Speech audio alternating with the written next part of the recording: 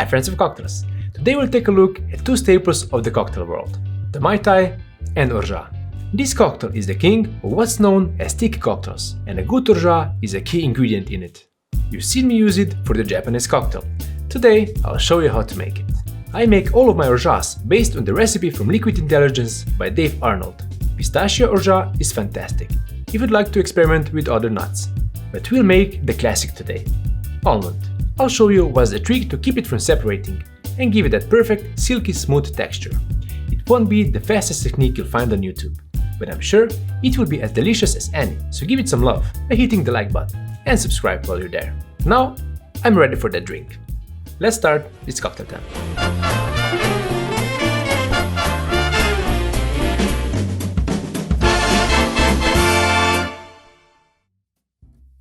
So let's start by making the Mai Tai. Then I'll show you how to make this guy. Mai Tai is named for the Tahitian word for good or excellence, according to Wikipedia. It was created by Trader Vic in 1944. He kept the recipe secret for nearly 30 years, so you'll find some pretty wild versions out there. But one thing is certain, there is no pineapple juice in it, or orange juice, or grenadine. Okay, that was 3 things. Here are the things I will make it with. I'll split the base between white rum and a dark rum with a bit more funk. I'm using Diplomatico Planas and Plantation Original Dark. For orange liqueur, I'm using dry curacao.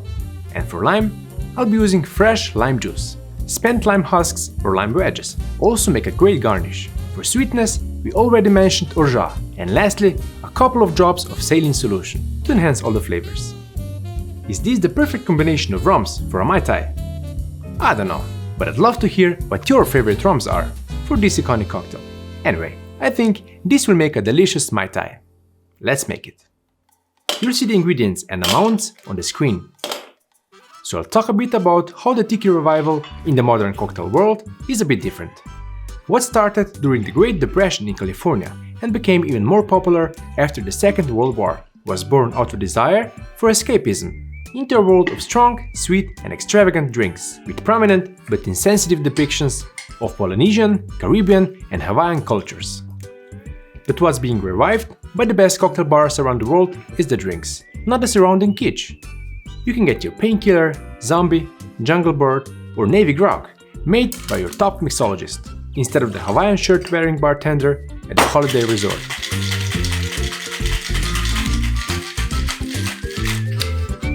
And the drinking vessel plays a part too. These clay mugs were made by a local artist for a bar I work at. There's a shift away from serving drinks in mugs with carved faces, representing images of deity or ancestors from other cultures. That's where the term tiki comes from, so some have already started using the term tropical in place of it.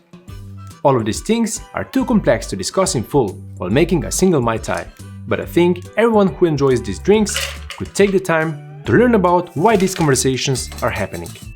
I'll leave a few links in the description from people who know a lot more about this than I do, for further reading if you're interested.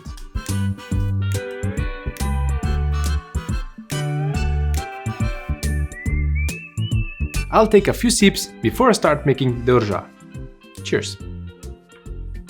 Strong rum flavors, beautifully balanced by the lime, a bit of orange and the nutty sweetness. You know how good and dangerously easy to drink a Mai Tai is. If you don't, you should make one for yourself as soon as possible. There's really no bad time to have a Mai Tai, but you'll need Orgeat to make it. So I'll hand the floor over to aproned Kevin to show you the process. Take it away. Hi! As mentioned, I'll be using the Orgeat recipe from Liquid Intelligence with a few small tweaks, as we do. Start with 200 grams of almonds and soak them in a bowl of water, with a pinch of salt, for at least 3 hours. We do this to get rid of the tannins and any astringency in the nuts. For that, you'll need to drain and rinse the almonds with fresh water. This whole step gives the best end result, in my opinion, but you can skip it if you're in a hurry. Then place the almonds in a blender and pour over 600 ml of hot water. The high temperature will make the extraction of oils from the nuts more efficient. Blend thoroughly for at least 30 seconds. It depends on your blender. Once it's a nice homogeneous mixture, we'll filter the nut milk through a cheesecloth over a fine mesh strainer. If you're looking for a way to make your own milk alternative, this is it. Push it down gently with a spoon to make this process a bit faster. Then, to get all of the milk through a cheesecloth, I like to use a potatorizer.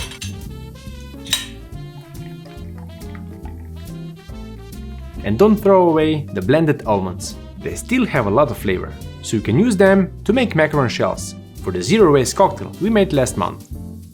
Or simply mix them into your favorite yogurt. Perfect snack. We'll add other ingredients based on the weight of the milk. Those will be sugar, gum arabic, xanthan gum, and rose water. For every 100 grams of almond milk, I'll add 100 grams of sugar, 0.3 gram of gum arabic, 0.08 gram of xanthan gum, and 0.2 gram of rose water. Too much math? That's why we put an Orgeat calculator on the 𝗙𝗎𝗄𝗎𝗁 website. Link is in the description. So first, equal weight of sugar. That's easy.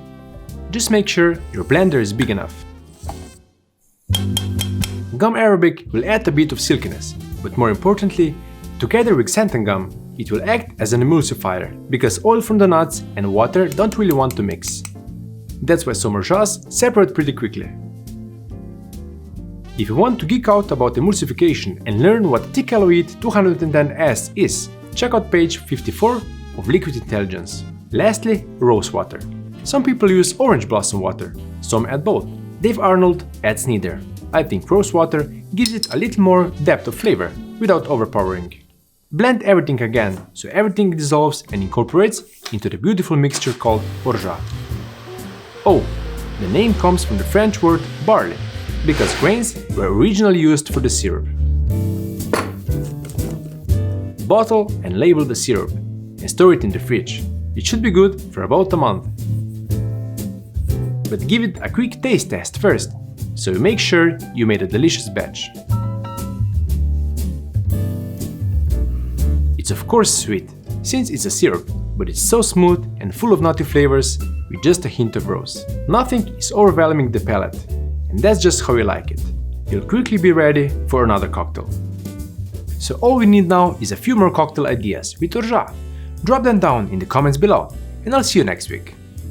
Cheers!